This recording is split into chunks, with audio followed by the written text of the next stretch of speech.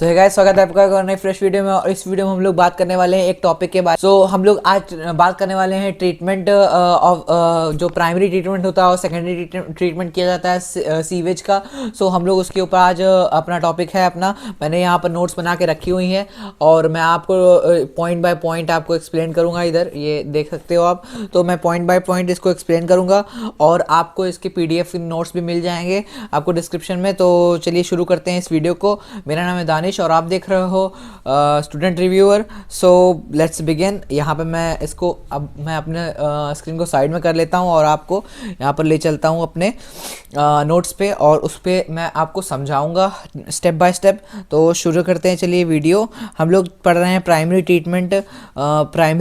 Treatment of sewage. हम लोग primary treatment मतलब सबसे पहली बार कैसे ट्रीट करते हैं सीवेज को। तो हम लोग को पहले उसके जो सॉलिड पार्टिकल्स हैं उसको अलग करना पड़ता है। यहाँ पर हमें देखो लिखा हुआ है अलग करने के लिए हम लोग प्राइमरी ट्रीटमेंट करते हैं। इसे हम लोग प्राइमरी ट्रीटमेंट करते हैं। उस प्राइमरी ट्रीटमेंट में हम लोग दो प्रोसेस इन्वॉल्व होते हैं, एक होता है सेडिमेंटेशन और एक होता है फिल्ट्रेशन, ताकि जो अल्टीमेटली हम लोग सॉलिड पार्टिकल्स को हम लोग अलग करना चाहते हैं। तो सेडिमेंटेशन में आप लोग जानते ही हो बाय द ग्रेविटी सेपरेशन जो होता है वो सॉलिड पार्टिकल्स अपने आप नीचे बैठ जाते हैं। और बाय फिल्ट्रेशन जो होता है हम लोग बड़े बड़े फिल्टर पेपर के नहीं, बड़े बड़े फिल्टर कैनाल्स में हम लोग बड़े बड़े फिल्टर करने के लिए बड़े बड़े जाले जो होते हैं, मतलब लोहे के आयरन के जो जाले होते हैं वो वहीं पर लगाए रहते हैं, ताकि वहाँ पर सॉलिड पार्टिकल्स जो वो आपके ड्रेनेज सिस्टम में कैरी ना हो। और उससे हम लोग का क्या कहते हैं, काफ़ी हद तक जो ड्रेनेज सिस्टम होता है वो साफ़ भी रहता है और ज़्यादा जल्दी वो ब्लॉकेज भी नहीं होता ड्रेनेज सिस्टम में। तो फिल्ट्रेशन में सिंपल सा प्रोसेस है, separation of solid particles from liquid by passing it through the pores of the filter. अब पोर्स अब है तो ये बहुत बड़े लेवल पे, तो वो फिल्टर पेपर नहीं हम लोग यूज़ करते हैं, हम लोग वो रॉड यूज़ करते हैं, जाले जिसको कहते हैं हम लोग, बड़े बड़े जाले हम लोग बड़े बड़े कैनाल्स में यूज़ करते हैं, ताकि हम लोग का जो बड़े बड़े पत्थर हैं वो उसके साथ, या बड़े पत्थर हो गया या फिर कोई भी ऑब्जेक्ट हो गया बड़ा, उसके साथ वो आगे ना जा सके। It is as same as filter used to while making tea। अब हम लोग जब बना लेते हैं चाय को, तो चाय से जैसे छन्नी से हम लोग चाय को छानते हैं, वैसा ही प्रोसेस एकदम ये होता है, एकदम सेम प्रोसेस होता है। और सेडिमेंटेशन में मैंने आपको बताया बाय ग्रेविटी सेपरेशन। यहाँ पर जो separation of the particles from water under the influence of the gravity, यहाँ पर ग्रेविटी की मदद से हम लोग जो वाटर ऊपर रह जाता है और जो सॉलिड पार्टिकल्स हैं वो नीचे आ जाते हैं। यहाँ पर आप देख सकते हो ये टैंक में जो वाटर पार्टिकल्स सॉलिड पार्टिकल्स हैं वो नीचे आ गए हैं और सेटल्स एट द बॉटम। और थोड़ी देर बाद जो होगा वहाँ पर आपको पूरे यहाँ पर प्राइमरी स्लज मिल जाएगा। जो मतलब पहले ट्रीटमेंट में जब हम लोग ने सेडिमेंटेशन किया, फिर उसके बाद जब हम लोग को क्या नाम है जो कूड़ा मिला नीचे, उसे हम लोग प्राइमरी स्लज बोलेंगे। और जो हम लोग को ऊपर जो चीज़ मिली, ऊपर जो लिक्विड मिला, उसे हम लोग इफ्लुएंट बोलेंगे, यहाँ सुपरनेटेंट बोलेंगे या फिर इफ्लुएंट बोलेंगे। और यहाँ पर हम लोग को मिलता है सेकेंडरी ट्रीटमेंट। अब हम लोग का सेकेंडरी ट्रीटमेंट सीवेज का अब हम लोग सेकेंडरी ट्रीटमेंट करने चल रहे हैं। तो यहाँ पर इफ्लुएंट जो होगा, जो लिक्विड मिला था हम लोग को प्राइमरी ट्रीटमेंट में, उसी का हम लोग सेकेंडरी ट्रीटमेंट करने चल रहे हैं। तो यहाँ पर इफ्लुएंट जो होता है, इफ्लुएंट क्या होता है, इफ्लुएंट प्राइमरी ट्रीटमेंट के बाद जो मिलने वाला पानी होता है उसे हम लोग इफ्लुएंट कहते हैं। ये एग्जाम में पूछा जा सकता है और अब इसको याद कर लेना। यहाँ पर मैंने लिखा हुआ है, product after primary treatment of sewage that water obtained by the primary treatment of the sewage is known as effluent. हाँ, अब यहाँ पर इफ्लुएंट को क्या कराते हैं, हम लोग सेकेंडरी ट्रीटमेंट कराने जा रहे हैं। कैसे सेकेंडरी ट्रीटमेंट करवाते हैं वो हम लोग आगे देखते हैं। कांस्टेंट एजिटेशन ऑफ इफ्लुएंट, मतलब एजिटेशन मतलब कॉन्स्टेंटली फ्लो कराएंगे हम लोग उस एफ्लुएंट को, टैंक टू टैंक फ्लो कराएंगे। वो यहाँ पर देख सकते हो थ्रू टैंक्स लिखा हुआ है। This effluent is passed through different tanks. ये जो इफ्लुएंट है वो बहुत एक टैंक से दूसरे टैंक से तीसरे टैंक जाएगा, जिसके अंदर एरिएशन टैंक, जिसको हम लोग एरिएशन टैंक कहेंगे। और उसके अंदर क्या होगा, छोटे छोटे होल्स होंगे। अभी मैं आगे बताऊंगा क्या होगा, क्यों होते हैं होल्स। वो एरिएशन टैंक जो होंगे उसके अंदर छोटे छोटे होल्स होंगे। और because of air pumped into the tank, क्योंकि हमको उसके अंदर क्या चाहिए, हम लोग एयर चाहिए, बिकॉज ऑफ एयर नहीं होना चाहिए, because air is pumped into into tank, हाँ सही है। तो एयर चाहिए उसके अंदर हम लोग को। क्यों एयर चाहिए? ताकि वहाँ पर जो माइक्रोब्स हैं वो आ सकें। चलिए आगे हम लोग देखते हैं। So vigorous growth of aerobic microbes है, ध्यान दीजिएगा इसमें एरोबिक माइक्रोब्स की बात हो रही है, मतलब जो माइक्रोब्स ऑक्सीजन के प्रेजेंस में काम करते हैं। सो यहाँ पर aerobic microbes due to organic matter is effluent, due to organic matter that is effluent. So वहाँ पर एफ्लुएंट पड़ा हुआ है जिसमें ऑर्गेनिक मटेरियल भी होगा, जो चीज़ ग्रेविटी, जो चीज़ सेडिमेंटेशन और फिल्ट्रेशन से निकल आई होगी उसमें जो ऑर्गेनिक मैटर होगा, जो गंदगी होगी, तो वो जो ऑर्गेनिक मैटर होगा उसको डाइजेस्ट करने के लिए हम लोग को कौन से बैक्टीरिया चाहिए? एरोबिक बैक्टीरिया चाहिए यहाँ पर। इसीलिए हम लोग एरिएशन टैंक से इफ्लुएंट को पास करते हैं ताकि वो एरोबिक बैक्टीरिया आएँ और वो ऑर्गेनिक मैटर को डाइजेस्ट करें। हाँ, अब यहाँ पर हम लोग एक टर्म आता है माइक्रोब्स, हाँ ठीक है, यहाँ पर एक टर्म आता है BOD, biochemical oxygen demand. Biochemical oxygen demand का मतलब ये होता है कि वो बायोकेमिकल मतलब उस केमिकल रिएक्शन को करने के लिए वो क्या नाम है, जो बैक्टीरिया है वो कितनी ऑक्सीजन ले रहे हैं। जितनी ज़्यादा ऑक्सीजन लेंगे उतना ज़्यादा आपका समझ लीजिए वहाँ पर ऑर्गेनिक मटेरियल बचा हुआ है। यहाँ पर हम लोग पढ़ के समझ लेते हैं इसको। Amount of oxygen needed bye aerobic organism in water to break down organic material in water at the particular temperature over a period of time। मतलब जितना देर आप रखोगे फ्लुएंट को माइक्रोब्स के कंडीशन, मतलब माइक्रोब्स के अंडर, उतना ज़्यादा वो ब्रेक डाउन करेंगे, उतना ज़्यादा वो ऑर्गेनिक मटेरियल को खा जाएंगे, उतना ज़्यादा आपका जो एफ्लुएंट है वो प्योर होता चला जाएगा, मतलब वो गंदगी से साफ़ होता चला जाएगा।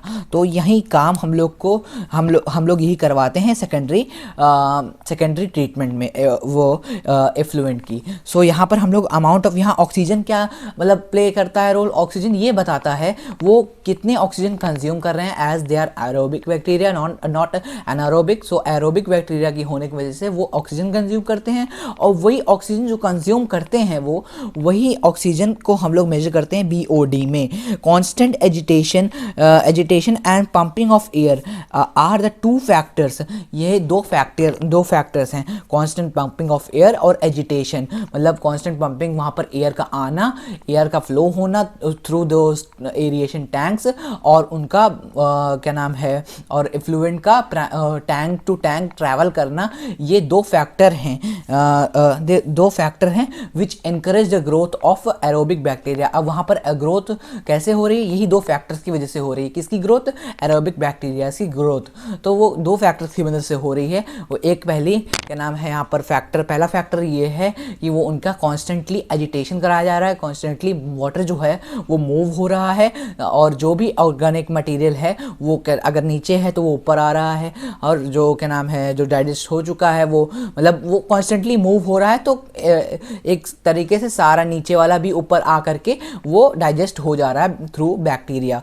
सो यहाँ पर एजिटेशन हो गया एक फैक्टर। एक दूसरा फैक्टर आता है जो होता है हम लोग का एयर पंपिंग। अगर एयर आएगी ही नहीं वहाँ पर तो कहाँ से वो माइक्रोब्स आएंगे और कहाँ से वहाँ पर डाइजेशन होगा ऑर्गेनिक मटेरियल का। तो जो ये दो फैक्टर्स हैं ये इंपॉर्टेंट हो सकते हैं आपके एग्जाम्स के पॉइंट ऑफ व्यू से।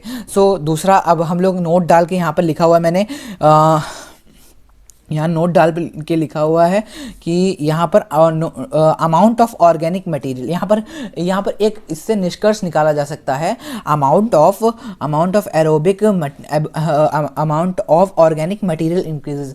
अगर ज़्यादा ऑर्गेनिक मटेरियल होगा उसके अंदर तो अमाउंट ऑफ एरोबिक माइक्रोब्स आएंगे। जितना ज़्यादा खाने के लिए दावत में जाते हो आप लोग, तो जितना ज़्यादा खाना होता है, मतलब जितना ज़्यादा लोग आते हैं उसके हिसाब से वहाँ पर खाना होता है। तो यहाँ पर उल्टा है, यहाँ पर जितना ज़्यादा खाना होगा उतना ज़्यादा वहाँ पर माइक्रोब्स आएंगे। तो यहाँ पर जितना ज़्यादा माइक्रोब्स की तादाद होगी, जितना ज़्यादा ऑर्गेनिक मटेरियल की तादाद होगी उतना ज़्यादा यहाँ पर माइक्रोब्स आएंगे। अमाउंट ऑफ माइक्रोब्स इंक्रीज, और अगर जितना ज़्यादा माइक्रोब्स आएंगे उतना ज़्यादा ऑक्सीजन चाहिए होगी उनको ताकि वो ऑर्गेनिक मटेरियल को डाइजेस्ट कर सकें।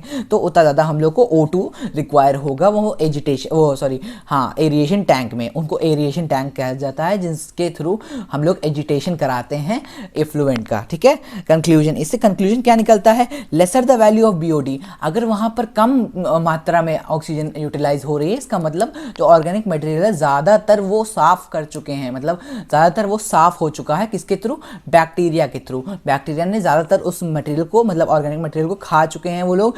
अब जहाँ ज़्यादा कुछ बचा कुचा है बस वही यूज़ हो रहा है, और जब वही खा रहे हैं वो लोग और कम अमाउंट में खा रहे हैं तो कम ऑक्सीजन ले रहे हैं, as they are aerobic bacteria. So यहाँ पर हम लोग एक निष्कर्ष निकाल सकते हैं, वो लोग कम अमाउंट में होंगे, मतलब जब बीओडी कम होगी, ऑक्सीजन की मात्रा जब वो लोग कम खर्चा करेंगे तो वो लोग क्या होगा, मतलब इससे निष्कर्ष निकाल सकते हैं हम लोग कि वहाँ पर ऑक्सीजन का लेवल कम होगा अगर, तो यहाँ पर बैक्टीरियाज भी कम होंगे, बैक्टीरियाज कम होंगे, तो जहाँ तक है कि ज़्यादातर एफ्लुएंट जो होगा वो हम लोग का प्योर हो चुका रहेगा।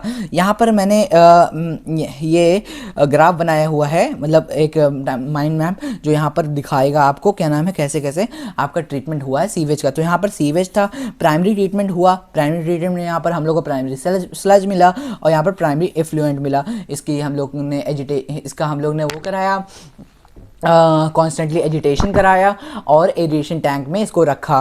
तो यहाँ पर हम लोग को सेकेंडरी ट्रीटमेंट, अब हम लोग सेकेंडरी ट्रीटमेंट कराएंगे इसका, मतलब थ्रू दिस सेकेंडरी ट्रीटमेंट कैसे होगा, कॉन्स्टेंटली फ्लोइंग। प्राइमरी ट्रीटमेंट क्या हुआ, वहाँ पर फिल्ट्रेशन हुआ, सेडिमेंटेशन हुआ, फिर यहाँ पर प्राइमरी एफ्लुएंट मिला हम लोग को, प्राइमरी एफ्लुएंट का हम लोग सेकेंडरी ट्रीटमेंट कराएंगे। सेकेंडरी ट्रीटमेंट कराएंगे तो हम लोग को क्या मिलेगा, कैसे कैसे कराएंगे, बाय यहाँ पर हम लोग कॉन्स्टेंटली एजिटेशन कराएंगे और यहाँ पर हम लोग एरिएशन टैंक में इसको रखेंगे। तो यहाँ सेकेंडरी ट्रीटमेंट मिलेगा, यहाँ पर सेकेंडरी स्लज मिल जाएगा हम लोग को। फिर उसके बाद कुछ नीचे बचा कुछ कचड़ा रह जाएगा, उसे हम लोग सेकेंडरी स्लज कहेंगे, जैसे हम लोग ने प्राइमरी स्लज को देखा। हाँ, फिर सेकेंडरी एफ्लुएंट मिलेगा हम लोग को, जो फिर जो प्योर हो चुका हुआ पानी मिलेगा अंडर बीओडी। वहाँ पर कब मिलेगा हम लोग को सेकेंडरी एफ्लुएंट, जब यहाँ पर बीओडी कम होगी। बीओडी कम होगी इसका मतलब ऑक्सीजन कम होगी, ऑक्सीजन कम यूटिलाइज हो रही होगी, क्योंकि वहाँ पर बैक्टीरिया कम होंगे, क्योंकि वहाँ बैक्टीरिया वहाँ कम होंगे, क्योंकि वहाँ पर ऑर्गेनिक मैटर कम होगा। तो यहाँ पर हम लोग इसको क्या कहते हैं, दो तरीके से इसको हटा सकते हैं एफ्लुएंट को। सेकेंडरी एफ्लुएंट जो होगा वो डिस्पोज कर सकते हैं हम लोग वाटर में। वाटर में कैसे, वाटर बॉडीज़ में हम लोग डिस्पोज कर सकते हैं, क्योंकि वहाँ पर काफ़ी हद तक जो वो है मात्रा है हम लोग की प्योरिटी, जो इम्प्योरिटी थी वो हट चुकी है, ऑर्गेनिक मैटर खत्म हो चुका है। हाँ, उसको हम लोग डिस्पोज कर सकते हैं वाटर में। सो यहाँ पर हम लोग को यहाँ पर एक क्वेश्चन दिया गया है, what happens once BOD is reduce significantly. जब बीओडी जो होती है वो सिग्निफिकेंटली मतलब रिड्यूस हो जाती है। हम लोग ने पहले भी इसका निष्कर्ष निकाला था कि हाँ, बीओडी डिक्रीज हो जाएगी तो समझ लो वहाँ पर ज़्यादा बैक्टीरिया खा नहीं रहे हैं ऑर्गेनिक मैटर को, इसका मतलब ऑर्गेनिक मैटर वहाँ पर अब कम बचा हुआ है। अब वो सेकेंडरी एफ्लुएंट के नाम पे वो मतलब अब वो सेकेंडरी एफ्लुएंट बन चुका है, मतलब वो अब काफ़ी हद तक प्योर हो चुका है। यहाँ पर देख सकते हैं, यहाँ secondary effluent now passed on to a settling tank. वहाँ पर अब ये जो सेकेंडरी एफ्लुएंट बना है वो हम लोग का सेकेंडरी एफ्लुएंट कब बना, जब हम लोग ने सेकेंडरी ट्रीटमेंट किया। सेकेंडरी ट्रीटमेंट किससे किया, कांस्टेंट एजिटेशन से किया, और हम लोग ने इसको एरिएशन टैंक में रखा ताकि एयर जो हो वो आए उसके अंदर, और वहाँ से माइक्रोब जो हों वो क्या कहते हैं अंदर आए और वो उसको डाइजेस्ट करें। तो ये ऐसा हम लोग ने सेकेंडरी ट्रीटमेंट किया।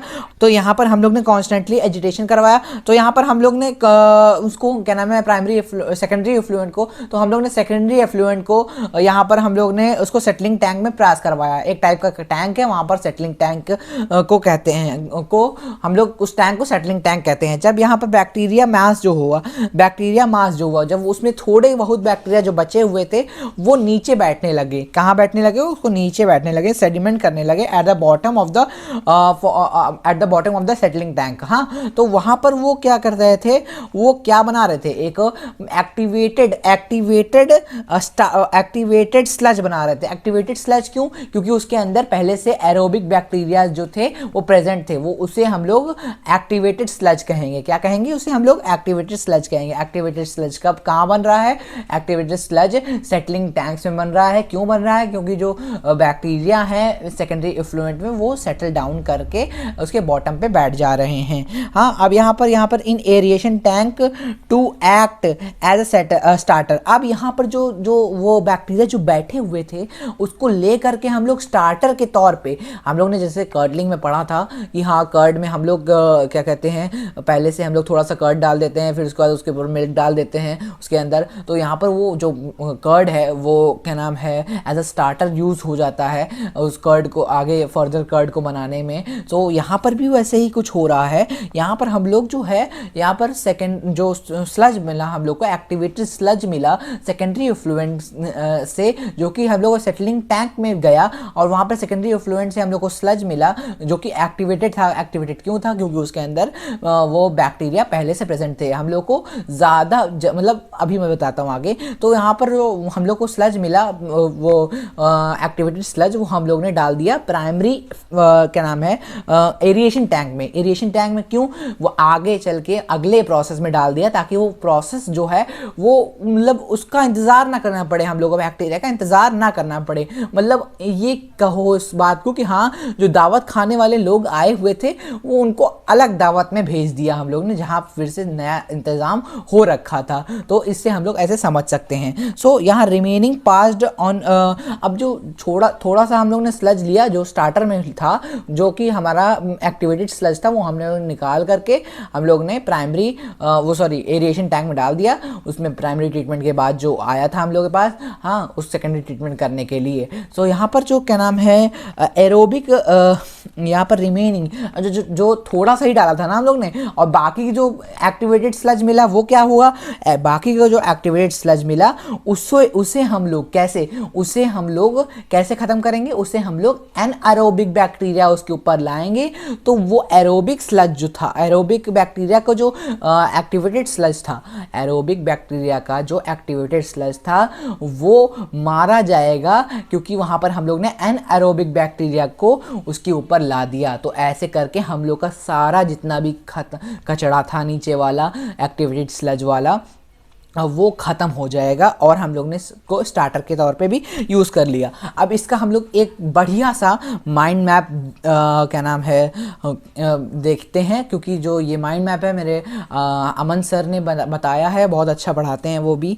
और यहाँ पर आप देख सकते हो इन्होंने बनवाया है ये, सो आप भी उसका फ़ायदा उठा सकते हो। और यहाँ प्राइमरी इफ्लुएंट जो हम लोग ने पहले लिया था, जो कि हम लोग ने प्राइमरी ट्रीटमेंट करके लिया था। कैसे प्राइमरी ट्रीटमेंट किया था? हम लोग ने सॉलिडिफिकेशन सेडिमेंटेशन किया था, फिल्ट्रेशन किया था। जहाँ पर प्राइमरी इफ्लुएंट मिला था वो हम लोग ने एरिएशन टैंक में डाला था, जहाँ पर कॉन्स्टेंटली एजिटेशन करवाया था हम लोग ने।